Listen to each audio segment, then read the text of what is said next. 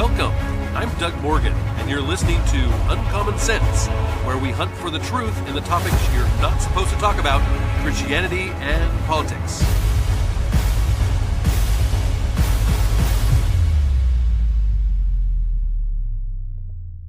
And once again, it's FOMO Friday. Yes, every Friday here on the podcast, we love to dispense of your fear of missing out by bringing you the stories of the week that you should know a little bit about. And this week is no exception. In fact, we have quite a lot to get to this week. And from a series of articles from the Daily Wire, comes this very first one, and it is about Anthony Fauci. Yes, Dr. Anthony Fauci is in the news again. A key Senate committee voted Thursday morning to hold Anthony Fauci in contempt for repeatedly refusing to answer questions about his handling of the COVID pandemic. The Senate Homeland Security Committee, led by, of course, Senator Rand Paul, voted 8-7 to adopt a resolution from the Kentucky Republican holding Fauci in contempt. Now, all Republicans voted in favor and all Democrats voted against. Shocker. Fauci pleaded the fifth about 111 times is what he pleaded the fifth after he was called in to give testimony last week on the coronavirus funding at the Wuhan lab in China and the government response to the pandemic.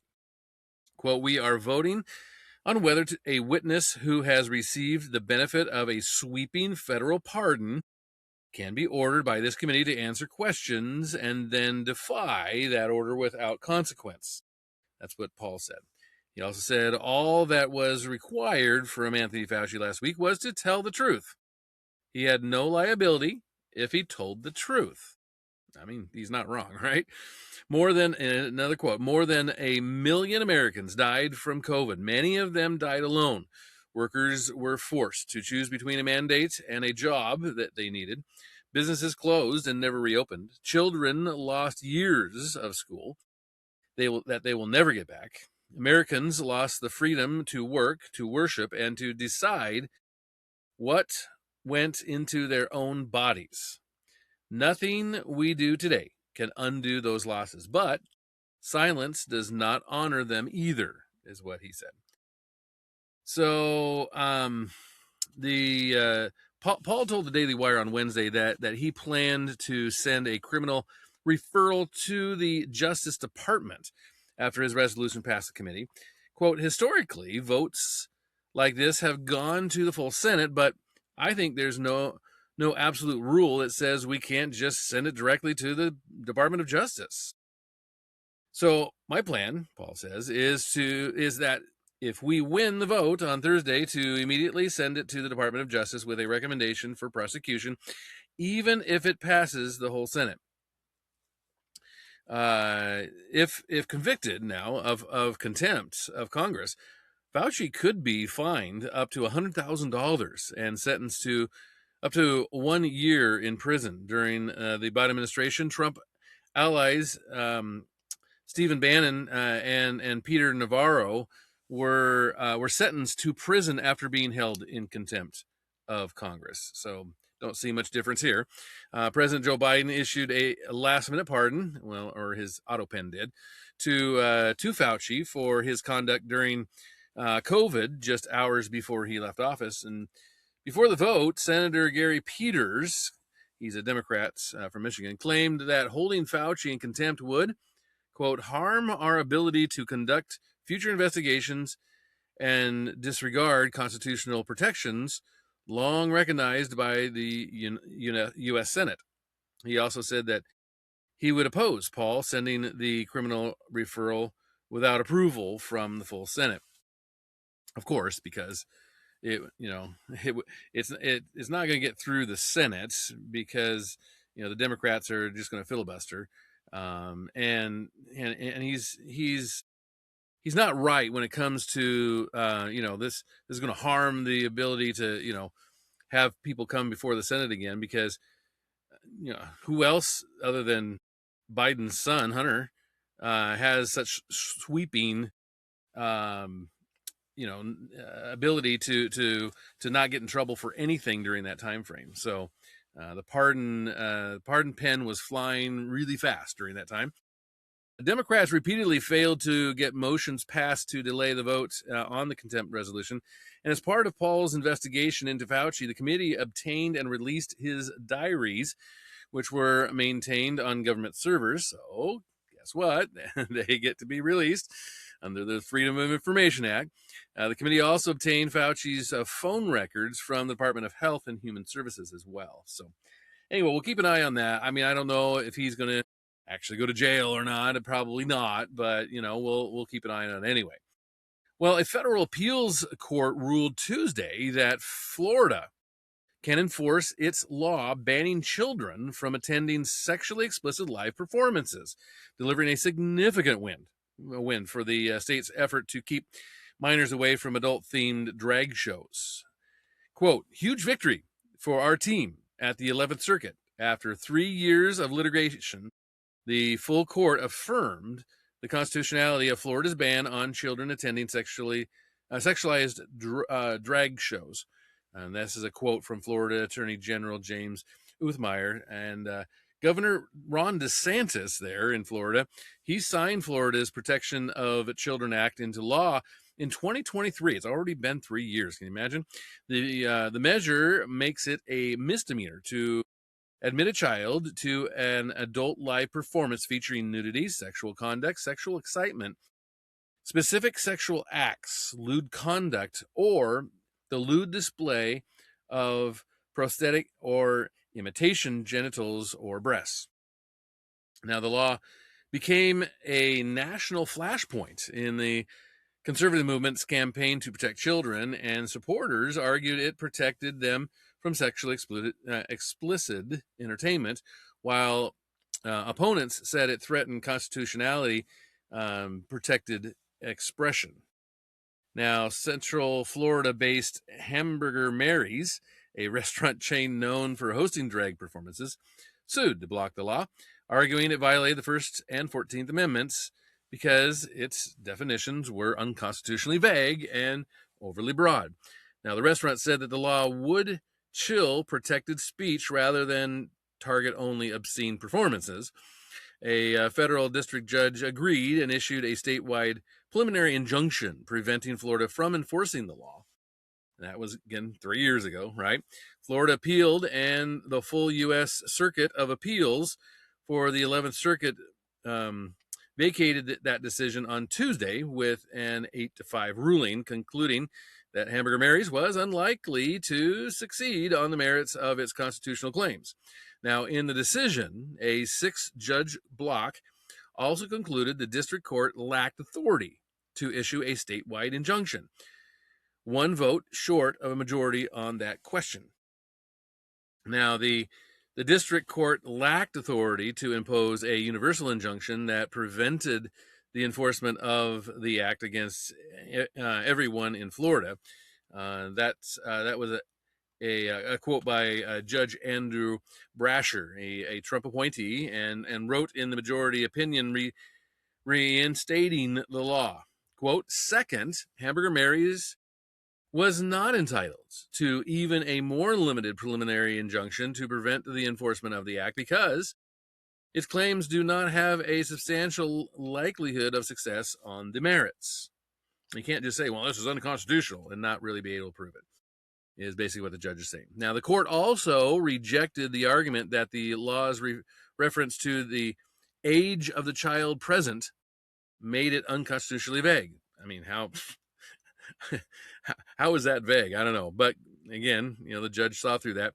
Quote, there is no doubt the act is rational, and we will not second guess the Florida legislature's decision to regulate obscenity. That's what the majority wrote. Hamburger Mary's could ask the U.S. Supreme Court to review the ruling, but nothing has been said to this point. Now, Tuesday's decision marks a significant legal victory for DeSantis, whose administration has defended the law as part of its effort to shield children from the sexually explicit material. Quote, we are going to protect the innocence of our children, DeSantis said. And he said, why would it be problematic to say you can't do this stuff that's sexually explicit in front of minors? mean, good question, right? Quote, I want Florida to be family friendly, he added. So, yeah, it'd be nice. It'd be nice if more states took on that. But we'll see. We'll see what happens now that things are starting to get cleared up through the courts. Well, something that's actually going to happen next week, but we kind of found out about it this week.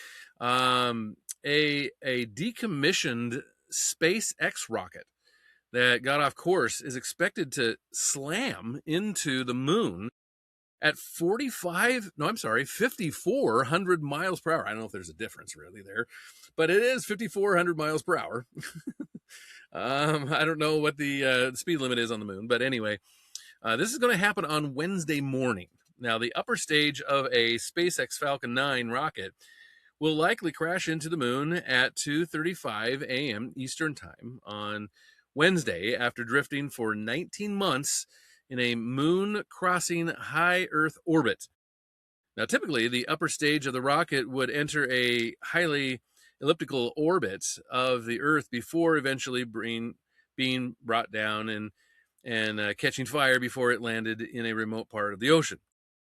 But gravitational pull from the Earth, the moon, and the sun gradually altered the rocket's trajectory, and the rocket was used to launch commercial moon landers into space before it was decommissioned. Now, Julian Scheelman, the director of NASA Science and Dragon programs at SpaceX, said that the company performed, quote, a different maneuver than the deorbiting to ensure that the second stage itself is safe per the appropriate rules and regulations. Quote, what has happened is essentially a mixture of solar activity and gravity forces that put it on a path towards the moon, is what Schillen said. Astronomer Bill Gray, who first predicted the date and time of the collision, estimates the crash will release energy equivalent to 15,000 sticks of dynamite. Whoa. And it will create a considerable debris plume, so you should be able to see it after it hits.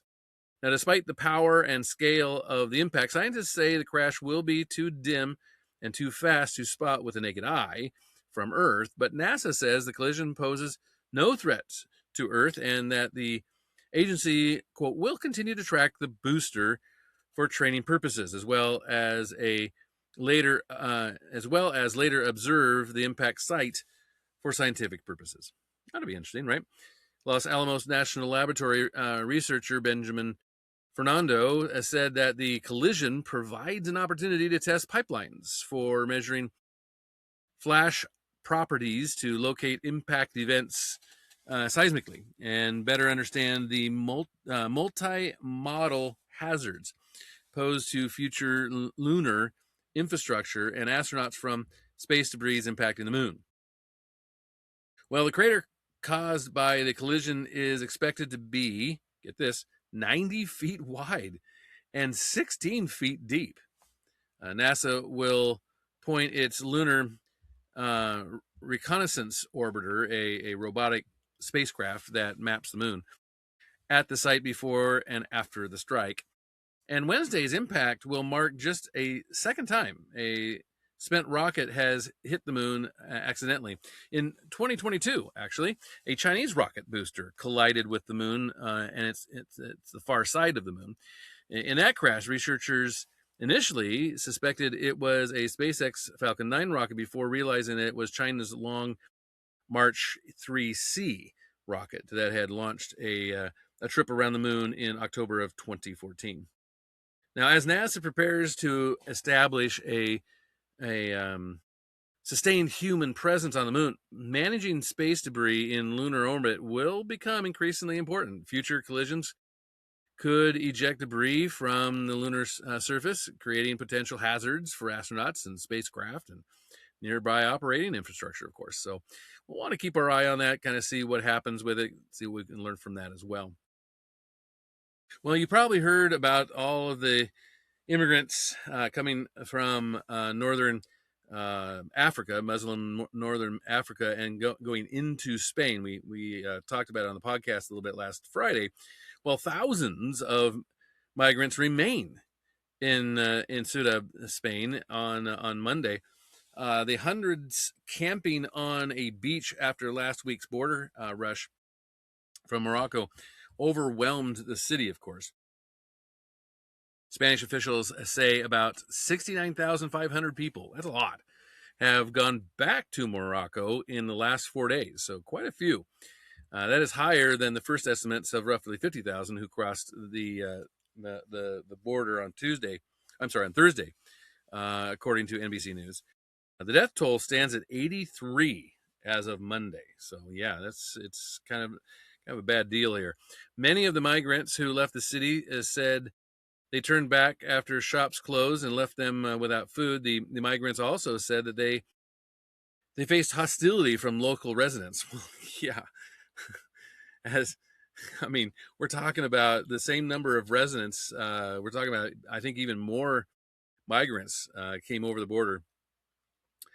Footage from El Trapolín beach shows dozens of migrants, most of the south of the Sahara, lying on the sand. Some had wrapped themselves in towels to protect themselves from the wind as army and police vehicles moved along the road behind them. The Ceuta leader there, Juan Jesus Vivas, told Telecinco that 3,000 to 5,000 migrants remain in the territory. And he said both reception centers, one of the adults and one for minors, had collapsed. Yeah, so many people there. Official Alberto Gayanton said the city is processing 862 migrant minors who have special legal protections against deportation. The situation has sharpened tensions inside the European Union over border policy. Spain has accused some of its neighbors of failing to help and only offered polarizing responses. Foreign Minister Jose Manuel Alvarez noted on Monday that Spain had previously supported other EU countries during migration crises and now expected the same in return. Vivas, however, blamed Morocco, and he told El País that there was a widespread perception in Ceuta that Morocco had allowed, if not orchestrated, the crisis.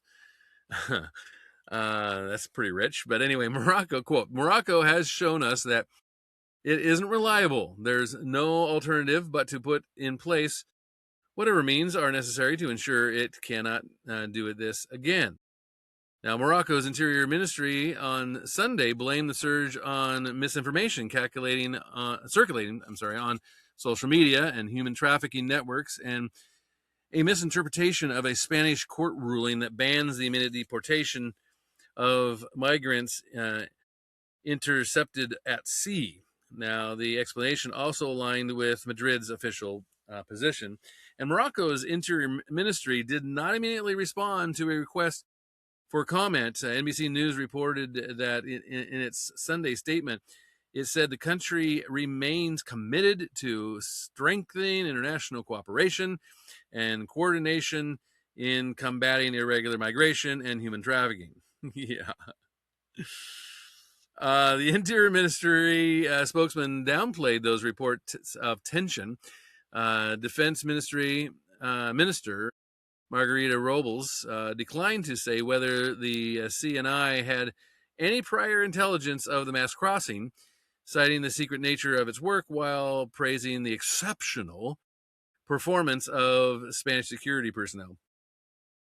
Kind of interesting. Donald Trump actually weighed in on this and said on Friday that Ceuta's events could be a midterm talking point, describing them as looking, quote, like an invasion of a country by hundreds of thousands of people, unquote, and warning the United States would face worse if Republicans don't win upcoming elections. Vice President J.D. Vance called the images an unfortunate reminder of the consequences of mass migration.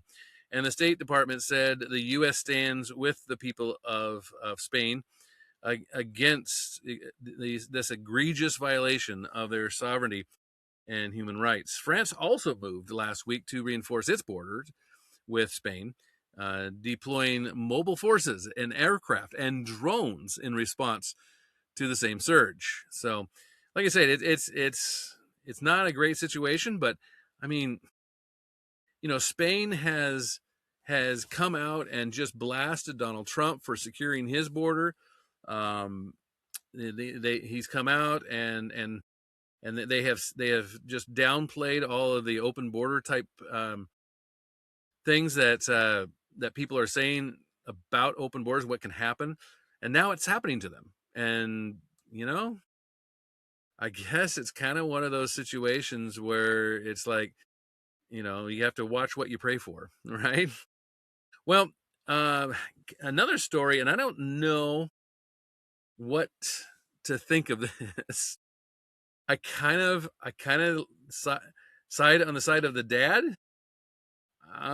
Here, let me bring it to you, and then you can decide.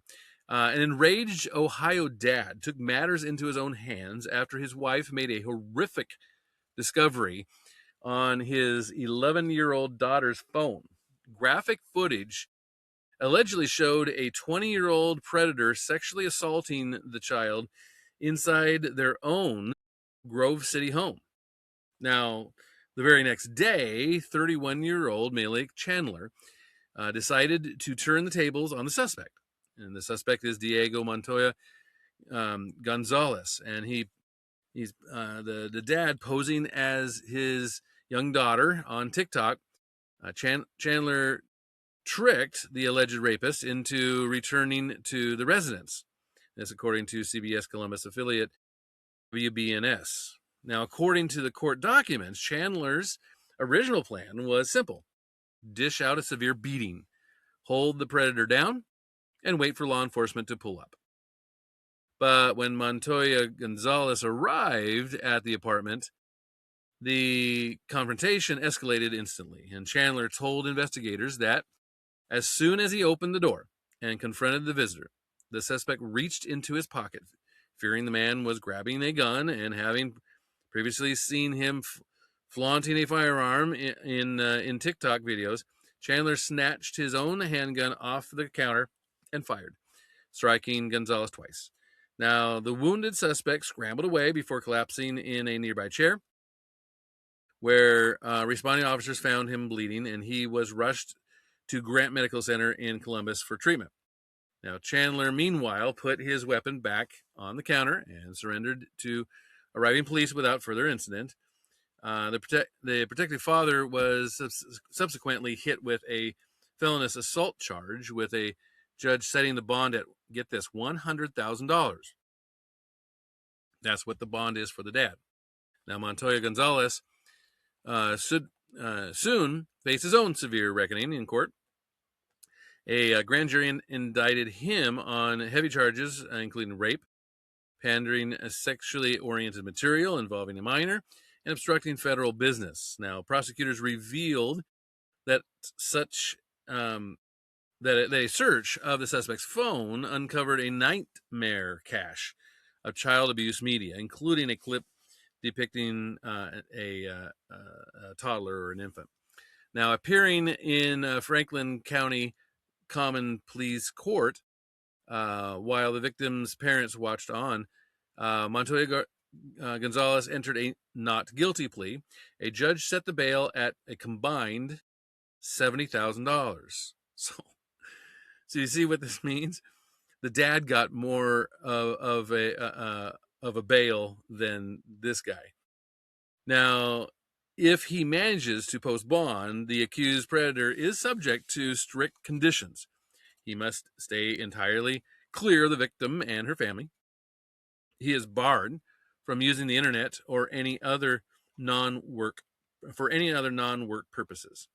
So, like I say, I can see where the dad's coming from. I can understand why he did what he did. And so, yeah, I mean, it's not good. And it's not a good situation all the way around, just to be honest.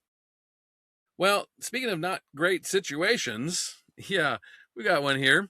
AI intelligence has taken another step into synthetic biology, with researchers using a powerful AI model to design functional viruses from scratch in a breakthrough that could advance medicine while raising new biosecurity concerns, of course.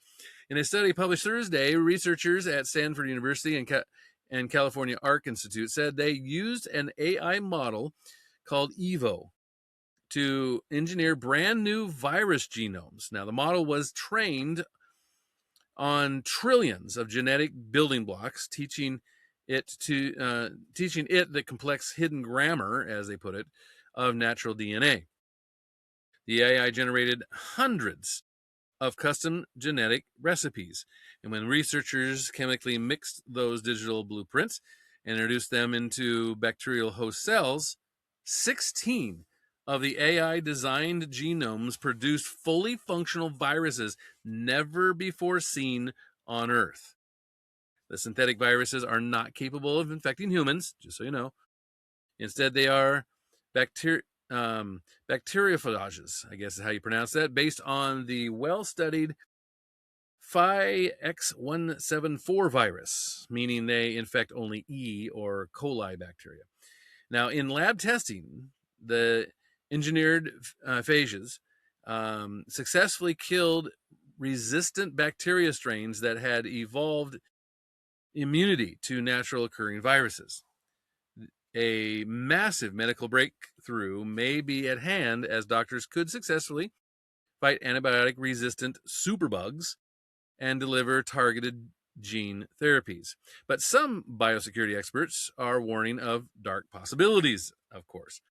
And while the Arc Institute researchers took strict safety measures, watchdogs warn the core technology opens the door to danger. If an AI can master whole genome design and construct bacteria killers, it could be only a matter of time before high-tech bad actors attempt to prompt similar language models to prevent hyper lethal, highly transmittable human plagues.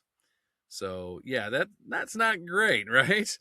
But at the same time, it could be great. So again, that's the thing with AI. AI can be really good, but we got to make sure that it stays in bounds. So, well, let's conclude with this one. And again, kind of interesting. It's kind of funny and yet not a shocker at all. Coca-Cola is facing backlash for allowing customers to order Coca-Cola cans with personalized messages, including Allah is king and Satan is king. But when customers try to write Jesus is king, they are rejected. Yeah. Video shows customers are able to order bottles with custom phrases through Coca-Cola website, which allows slogans like Allah is king and Satan is king to advance the company's review. But Jesus is king is immediately declined. A Coca-Cola website also did not allow users to create cans with Christian names, such as Holy Trinity, Virgin Mary, or Holy Spirit. It would not allow those. Now, the website cited restrictions on religious figures for why it wouldn't create the can with Jesus' name on it. It did, however, so I don't believe you, Coca-Cola, because it did, however, allow users to generate the messages Jesus is bad and Jesus is evil.